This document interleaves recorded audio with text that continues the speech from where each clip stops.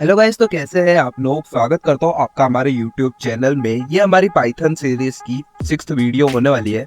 Last video में हमने बात करी थी लिस्ट्स के बारे में, जिसमें हमने काफी सारे लिस्ट के मेथड को भी चेकआउट किया था।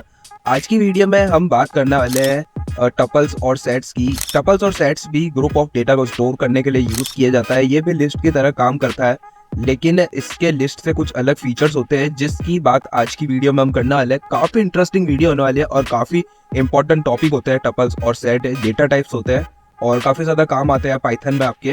वीडियो स्टार्ट करने से पहले अगर आप चैनल पर नए हो तो चैनल सब्सक्राइब करके पाइथन की प्लेलिस्ट को एक्सेस कर लीजिए, ताकि प्लेलिस्ट में आने वाले अपडेट आपको सबसे पहले मिल सके।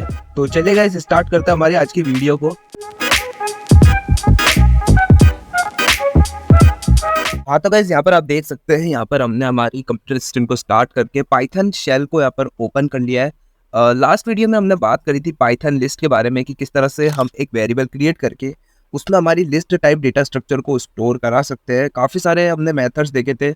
हमने नंबर्स की लिस्ट क्रिएट करी थी, स्ट्रिंग्स की लिस्ट क्रिएट करी थी, और नंबर और स्ट्रिंग्स दोनों मिला के भी एक लिस्ट क्रिएट करी थी।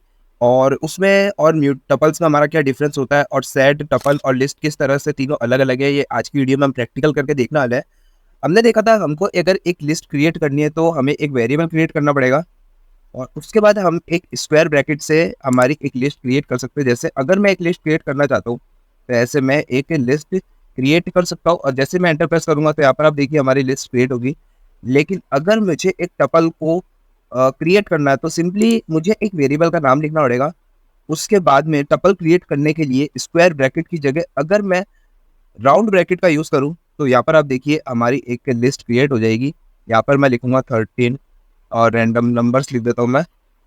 तो यहाँ पर आप देखिए यहाँ पर मेरा एक टपल क्रिएट हो गया। और अगर मैं यहाँ पर टपल आपको प्रिंट करके दिखाऊँ तो अगर आप देखिए ऊपर मेरी लिस्ट थी वो स्क्वायर ब्रैकेट में हमें शो हो रही थी, लेकिन हमारा टपल हमें इस सर्कुलर वाले ब्रैकेट में शो हो रहा है।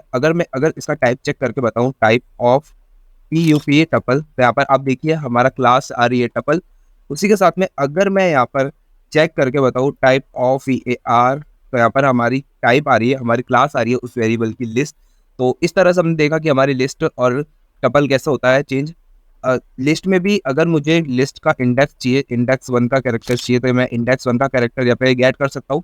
हमारे लिस्ट के इंडेक्स 1 का कैरेक्टर है 45, तो 45 हमारे पास यहाँ पर आ चुका है। उसी के साथ में अगर मुझे नेगेटिव इंडेक्स की बात करूँ तो नेगेटिव इंडेक्स भी हमारे यहाँ पे काम करती है। नेगेटिव इंडेक्स से हमारा जो लास्ट कैरेक्टर है 56 वो हमें यहाँ पर मिल चुका है। टपल में भी सिंपली आप इंडेक्सिंग का यूज़ कर सकते हैं। अगर हमें सेकंड इंडेक्स वाला टपल का कैरेक्टर चाहिए तो आप देखिए 13, 41 और 51 हमारा सेकंड कैरेक्टर वाला इंडेक्स हो गया। उसी के साथ में नेगेटिव इंडेक्सिंग भी हमारी काम करती है। जैसे कि अगर मैं टपल -1 लिखूँ तो लास्ट हमारा कैरेक्टर है टपल का 1, तो 1 हमारा यहाँ पर प्रिंट हो चुका है। लिस्ट और टपल में हमारा एक डिफरेंस होता है कि लिस्ट जो हमारी है वो म्यूटेबल होती है, और जो हमारा टपल होता है वो इम्यूटेबल होता है। अब म्यूटेबल और इम्यूटेबल का डिफरेंस आप यूँ समझ सकते हैं कि कोई चीज़ जिसको हम चेंज कर सकते हैं उसको हम कहेंगे म्यूटेबल, और किसी चीज़ को अगर हम चेंज नहीं कर सकते, अगर एक बार उसको क्रिएट करने के बाद में उसमें कोई भी चेंजेस हम नहीं कर सकते, तो उसको हम कहेंगे इम्यूटेबल। जैसे कि अगर मैं बात करूँ, जो हमारा लिस्ट का फर्स्ट कैरेक्टर है, अगर मैं उस लिस्ट के फर्स्ट कैरेक्टर को करना चाहता हूँ 21, तो अब आप देखिए हमारा जो ऊपर हमने लिस्ट क्रिएट करी थी उसका फर्स्ट कैरेक्टर था 45। मैंने यहाँ पर आपको 45 प्रिंट करके बताया था, लेकिन मैंने उसको चेंज कर दिया 21। और अगर मैं आपको लिस्ट प्रिंट करके दिखाऊं तो यहाँ पर हमारी लिस्ट जो है वो अपडेट हो चुकी है सक्सेसफुली। यहाँ पर आप देखिए हमारी लिस्ट 2, 21, 24 और 56 आ रहा है। जो कि हमने पहले लिस्ट क्रिएट करी थी वो थी 2, 45, 24 और 56। लेकिन अगर टपल के फर्स्ट इंडेक्स को हमें चेंज करके करना हो 99, तो यहाँ पर हमारी एरर आ जाती है, जिसका एरर का नाम है tuple object does not support item assignment. इसका मतलब ये है कि हमारा जो टपल है वो इम्यूटेबल है, और हम हमारे टपल को चेंज नहीं कर सकते। एक बार हमने जो टपल क्रिएट कर दिया है उसको हम चेंज नहीं कर सकते, अल्टर नहीं कर सकते। टपल्स की मेथड की बात करें तो टपल्स में हमारे पास दो मेथड होते हैं, काउंट और इंडेक्स। काउंट मेथड से सिंपली आप जो भी कैरेक्टर पास करोगे, जैसे कि टपल में हमारा 13 हमको चेक करना है हमारे टपल में कितनी बार आ रहा है, तो एक बार हमारा टपल में 13 आ रहा है तो यहाँ पर 1 हमें रिटर्न हो गया। तो इस तरह से हमने देखा कि लिस्ट और टपल में क्या चेंज होता है। लिस्ट होती है वो म्यूटेबल होती है, टपल होता है वो म्यूटेबल। नहीं होता, यानी उसको हम चेंज नहीं कर सकते। तो यहाँ तक हमने बात कर ली है लिस्ट और टपल की। अब हम बात करने वाले हैं सेट्स की। लिस्ट में हमने देखा स्क्वायर ब्रैकेट को, टपल में हमने देखा राउंड ब्रैकेट्स को। अगर आपको सेट क्रिएट करना है तो सिंपली आपको कर्ली ब्रैकेट्स का यूज़ करना पड़ेगा। जैसे कि मैं कर्ली ब्रैकेट्स का यूज़ कर रहा हूँ, जैसे कि मैं यहाँ पे लिख रहा हूँ 2 4 8 6 1 और 2, एक बार वापस मैं यहाँ पे लिख रहा हूँ। अब आप देखिए कि मैं यहाँ पर एंटर जैसे प्रेस करूँगा तो हमारा एक सेट क्रिएट हो गया। अगर मैं इस सेट को प्रिंट करके दिखाऊँ तो यहाँ पर आप देखिए, हमने यहाँ पर जो हमारा सेट क्रिएट करा था उसमें हमारी जो इंडेक्सिंग थी वो 2 4 8 1 और 2 ऐसा हमने सेट किया था, यानी क्रिएट किया था टपल। अब भी मैं यहाँ पर सेट को प्रिंट कराने की कोशिश कर रहा हूँ। तो आप देखिए यहाँ पर 8 1 2 और 4 हमारा यहाँ पर प्रिंट हो रहा है। ऐसा क्यों हो रहा है? क्योंकि सेट जो होता है उसमें हम इंडेक्सिंग मैटर नहीं करती है, उसमें इंडेक्सिंग अप्लाई भी नहीं होती है। अगर आप एक सेट क्रिएट करते हो तो सेट का मतलब होता है set is a group of item. मेरा मतलब है सेट ऑफ यूनिक आइटम्स, यानी आइटम्स भी यूनिक होनी चाहिए। जैसे कि मैंने ऊपर एक सेट क्रिएट करा है, उसमें जो 2 है वो 2 बार काउंट हो रहा है, यानी 2 बार आ रहा है। लेकिन जैसे ही हमने सेट को प्रिंट करा तो सिर्फ यूनिक एलिमेंट्स हमारे पास आए हैं, यूनिक एलिमेंट्स को सेट ने प्रिंट करा है। तो जब भी आपको यूनिक एलिमेंट्स को ग्रुप करना हो, यूनिक एलिमेंट्स के डेटा को, तब आप एक सेट यूज़ करोगे।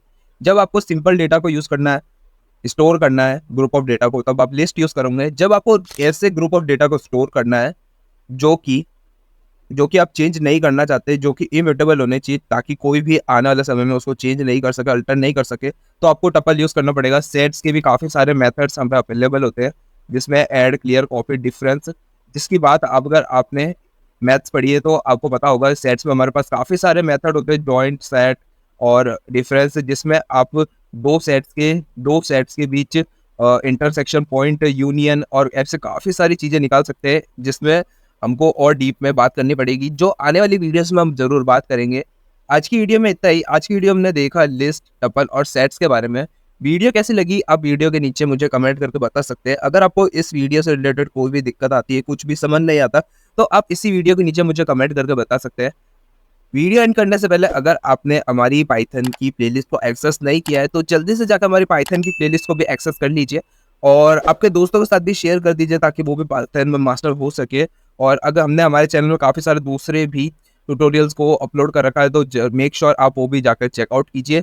तो बस गाइस, आज की वीडियो में इतना ही। मिलते हैं आपको पाइथन ट्यूटोरियल की नेक्स्ट वीडियो में। तब तक के लिए जय हिंद।